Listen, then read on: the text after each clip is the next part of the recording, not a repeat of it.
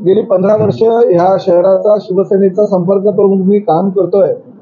आणि येणाऱ्या प्रत्येक विधानसभेला ह्या शहरानं धनुष्यबाणाला एवढी मदत केली की ह्या शहरातून धनुष्यबाणाचा खासदार या तिन्ही निवडणुकीमध्ये दिल्लीला पाठवला आणि शिवसेना, भारतीय जनता पक्ष, राष्ट्रवादी काँग्रेस पक्ष, मनसे, RPI आणि सगळे आमचे जे समविचारी महायुतीचे घटक आहेत त्या सगळ्यांनी एकत्रितपणे मेहनत केली आणि त्यामुळे तब्बल 2 लाखाहून अधिक मतांनी शिवसेनेचा धनुष्यबाणावरचा जो आमचा उमेदवार आहे नरेश म्हस्के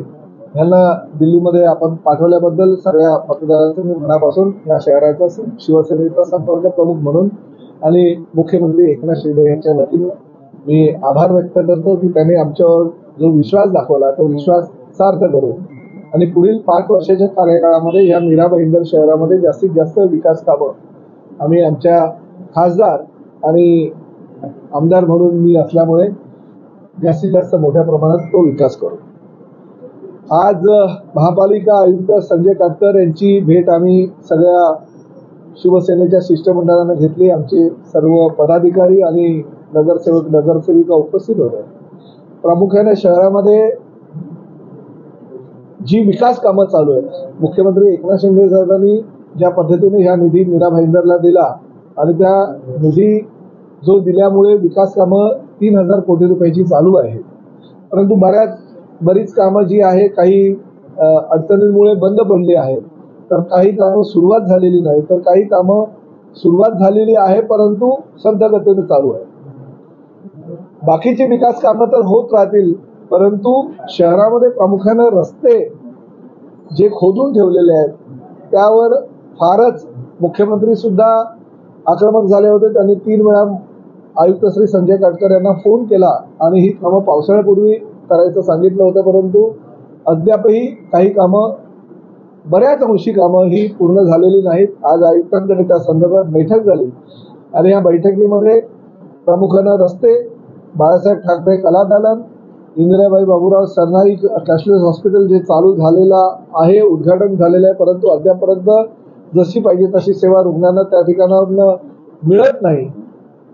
ह्या मीरा भाईंदर महापालिका क्षेत्रातील जी उद्यानं होती त्या उद्यानं भाडे तत्वावर खाजगी संस्थांना देण्याचा एक प्रस्ताव तयार केला होता मूर्ख अधिकाऱ्यानं आणि त्या मूर्खपणाला तुम्ही बळी पडू नये म्हणून आयुक्तांना आम्ही आज सुनावलं। तर ही जी विकास कामं चालू आहे ती कुठल्याही परिस्थितीत थांबता कामा नये आणि त्या विकास कामांना निधी शासनानं कमी पडू दिलेला नाही, परंतु महापालिकेच्या प्रशासकीय अधिकाऱ्यांच्या दिरंगाईमुळे जर ही कामं थांबत असतील तर आम्ही कुठल्याही परिस्थितीत थांबणार नाही। आम्ही डेडलाईन दिलेली आहे। घोडबंदर किल्ला, छत्रपती शिवाजी महाराजांचा पुतळा, बाळासाहेब ठाकरे कला दालन आणि ज्येष्ठ निरूपणकार त्यांच्या नावानं होत असलेली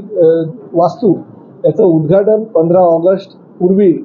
आम्ही करू आणि त्यासाठी मुख्यमंत्री, उपमुख्यमंत्री आणि सगळ्या आमच्या महायुतीच्या घटक दलांना बोलवून त्याचं आम्हाला लोकार्पण करायचं आहे असं सांगितलं आणि 15 ऑगस्ट ही डेडलाईन दिलेली आहे आणि 15 ऑगस्टपर्यंत शहरातील भले पावसाळा जरी असेल तरी शहरातील प्रामुख्यानं ज्या ठिकाणी युटिलिटीचा प्रॉब्लेम नाही असे सगळे रस्ते पूर्ण करावे आणि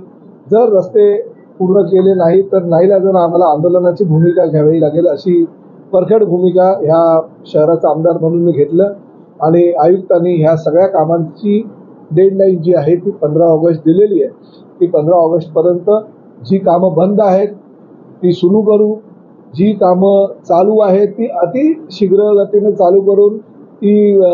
पूर्ण लवकरात लवकर कशी होतील, ज्याला काही ठेकेदाराला वर्क ऑर्डर दिला नसेल त्याला 26 जून नंतर आचारसंहिता संपल्यानंतर वर्क ऑर्डर देऊन त्याचंही काम चालू करू आणि बरीच कामं ही 15 ऑगस्ट पूर्वी ही आम्ही करून देऊ असं आश्वासन या आजच्या बैठकीमध्ये दिलं। त्यामुळे मीरा भाईंदर शहरामध्ये मुख्यमंत्री एकनाथ शिंदे साहेब यांच्या माध्यमातून जो निधी आलेला आहे, MMRDAच्या माध्यमातून जो निधी आलेला आहे, शासनाच्या विविध विभागातून जो निधी आलेला आहे त्याचा विनियोग योग्य प्रकारे करून सगळ्या कामाला गती कशी प्राप्त होईल यासाठी आजची बैठक झाली आणि त्या बैठकीमध्ये सकारात्मक भूमिका प्रशासनानं घेतलेला आहे। परंतु जर ही कामं नाही होऊ शकली तर नाईलाजास्तव आम्हाला आंदोलनाचा हत्यार उपसावं लागेल असं सुद्धा मी निर्वाणीचा इशारा आज प्रशासनाला दिलेला आहे।